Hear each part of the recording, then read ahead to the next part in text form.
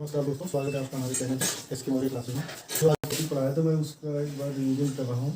Revision में ये क्या है, ये टेंस जो पढ़ा रहा था, टेंस में टेंस कॉल समय क्या होता है, टेंस क्या होता है, इसके बारे में मैंने बताया था।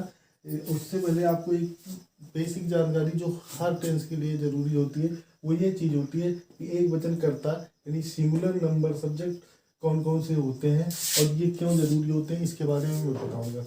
पहली चीज़ है कि एक वचन करता ही सी इट होते हैं या कोई नाम होता है, और दूसरा बहुवचन करता है यानी प्लूरल नंबर होते हैं, plural number subject I we you they, these are the fix subjects. But कुछ और भी हैं जो कि आप जानते हैं, जैसे कि गाय, काऊ, नेम, गर्ल्स, बॉयज़, एक किसी। तो तीसरा यह है कि मैं ये क्यों बता रहा हूँ ये चीज़ दोस्तों, ये जानने वाली बात यह है कि ऐसा क्या है कि मैं बता रहा हूँ। तो इसका मेन रीज़न है कि ये सब्जेक्ट वर्ब एग्रीमेंट, या मैं सब्जेक्ट और वर्ब को बता रहा हूँ, जिससे क्या होता है, ट्रांसलेशन इजी होता है, ट्रांसलेशन आसान होता है। तो पहली चीज़ है कि जैसे मैंने बताया, एक वचन करता सिंगुलर नंबर सब्जेक्ट और बहुवचन करता प्लूरल नंबर सब्जेक्ट। दो टॉपिक मैंने लिखा, एक दो। तीसरा टॉपिक है क्रियाएं यानी वर्ब्स जो है वो सभी बहुवचन होती हैं, सारी क्रियाएं बहुवचन होती हैं।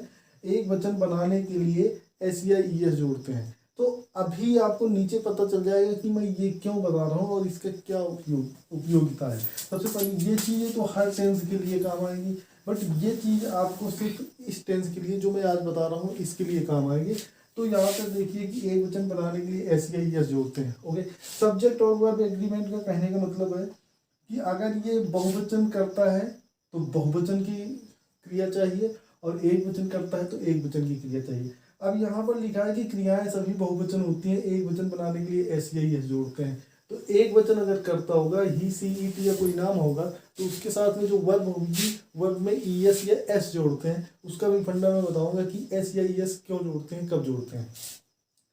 दूसरी चीज़ है कि अगर कर्ता बहुवचन है तो बहुवचन के साथ में वर्ब्स ऑलरेडी बहुवचन होती हैं, तो उसमें नहीं जोड़ना है। मैं उदाहरण के तौर पे एक ये पहला उदाहरण लिया है, मैं जाता हूँ। मैं जाता हूँ, यहाँ पे मैंने आई लिखा और गो लिखा, मैं जाता हूँ। ओके, और दूसरा लिखा कि वह जाता है, वह जाता है, ही लिखा और गोद लिखा। देखो यहाँ पे जाता हूँ और ये जाता है दोनों सेम है, बट ये टेंस के अकॉर्डिंग यहाँ पर क्या है कि क्रियाएं सभी बहुवचन होती है, एक वचन बनाने के लिए ऐसे ये जोड़ते हैं। जब हमारे पास में बहुवचन की सब्जेक्ट थी, बहुवचन करता था, तो हमने सिर्फ गोड लिखा। लेकिन क्योंकि ये बहुवचन में है, बहुवचन के साथ में बहुवचन, प्लूरल नंबर सब्जेक्ट्स के साथ में प्लूरल नंबर वर्ब्स। बट अगर यहाँ पे वह एक वचन है तो एक वचन के लिए मैंने जाता है की जगह पर फिर गोज लिखा है, GOES। ओके, तो ऐसा एक वचन है, एक वचन के साथ ES लग गया। क्यों? क्योंकि बहुवचन से एक वचन बनाने के लिए एस या ES जोड़ते हैं। अभी ये चीज़ें हैं, ये जो क्रिया है, वर्ब, ऑलवेज, ऑलरेडी जो है वो बहुवचन होती है, ये सिर्फ इसी टेंस के लिए है। और इस टेंस को मैंने आपको बताया था प्रेजेंट इंडेफिनिट टेंस बोलते हैं। यहाँ पर प्रेजेंट जो अनिश्चित, वर्तमान में अनिश्चित समय के लिए बताया जाता है। पहचान आप लोगों को अच्छे से पता है। पहली चीज़ तो पहचान है कि प्रेजेंट है तो प्रेजेंट के लिए हूँ, है, ETC आता है प्रेजेंट टेंस के किसी भी पार्ट में। लेकिन अब जैसे हूँ है तो आ गया तो ये प्रेजेंट है, लेकिन प्रेजेंट के 4 पार्ट मैंने बताए हैं, present indefinite, present continuous, present perfect, present perfect continuous. तो 4 पार्ट होते हैं, तो उसमें से जो ता आता है, जिसके एंड में ता आता है, जो भी वर्ब्स होती हैं तो उनके अगर एंड में ता आया तो इसका मतलब है कि ये इंडेफिनिट टेंस है। जैसे मैं जाता हूँ, यहाँ पे कोई निश्चित नहीं, भाई जाता हूँ, ना तो काम कर रहा हूँ, कंटिन्यू भी नहीं हो रहा है और ये पूरा भी नहीं हुआ। मैं जाता हूँ, कोई निश्चित नहीं कि कब जाऊँगा या कब से जा रहा हूँ या कब, तो इसलिए इसको अनिश्चित में रखा गया, इंडेफिनिट में रखा गया है। और इसके लिए आपको जो मैंने बता दिया है, इसका जो सेकंड जो है इसके लिए वर्ब्स है।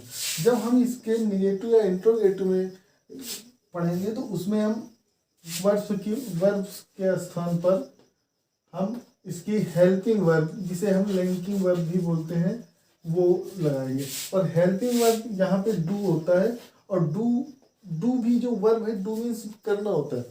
तो ये डू जो है वो ऑलरेडी वर्ब है तो इसका मतलब बहुवचन होगी। जब बहुवचन होगी तो जो बहुवचन के साथ हैं उनके साथ में हम यहाँ पे डू लिखेंगे, और इसी का जब हम एक वचन बनाएंगे तो ये डज हो जाएगी। तो जो एक वचन है उनके साथ में हम डज लिखेंगे, ठीक है। अभी आप लोग यहाँ पे देख रहे हैं जैसे मैं जाता हूँ, ठीक है, वह जाता है, मैं पढ़ता हूँ, वो खाता है, वो रोता है, वो गाता है, वो सोता है, वो पीता है, वो नाचता है, वो गाता है, ठीक है। ये छोटे छोटे वर्ड, छोटे छोटे वर्ड के अगर आपने अभी ट्रांसलेशन शुरू किया है हमारे साथ में तो इनको ट्रांसलेट करिए, और इससे आपकी एक तो मीनिंग अच्छे से तैयार होगी और दूसरी चीज़ें कि आपको टेंस का ज्ञान भी बढ़ता जाएगा। अगर मैं इसी में यहाँ पर या दूसरा मैं इसके सामने लिखता हूँ कि मैं नहीं जाता हूँ, ये वो लिखा मैं नहीं जाता हूँ। अब यहाँ पे मैं बहुवचन है, मैंने पहले बताया बहुवचन यानी वर्ब बहुवचन है तो आई के साथ में डू लगाया और फिर यहाँ पे नॉट लगाया और go, I do not go, okay. और दूसरी चीज़ है जब ये वह जाता है, जब ये वर्ब और सब्जेक्ट दोनों को, तो ही है, ही सिंगुलर नंबर है तो ईएस लगा करके इसको बनाया तो डज हो गया, और जब डज हो गया तो फिर यहाँ पे सिर्फ गो होगा, गोज नहीं होगा। गोज क्यों नहीं होगा? क्योंकि ऑलरेडी हमने जो वर्ब है उसमें ईएस लगा दिया पहले। जब एक ही जगह पे लगाएंगे दूसरी जगह पे बार बार नहीं लगाएंगे, ठीक है। तो यही चीज़ ये होगा कि वह जाता है वह नहीं जाता है। ओके, धन्यवाद। वही का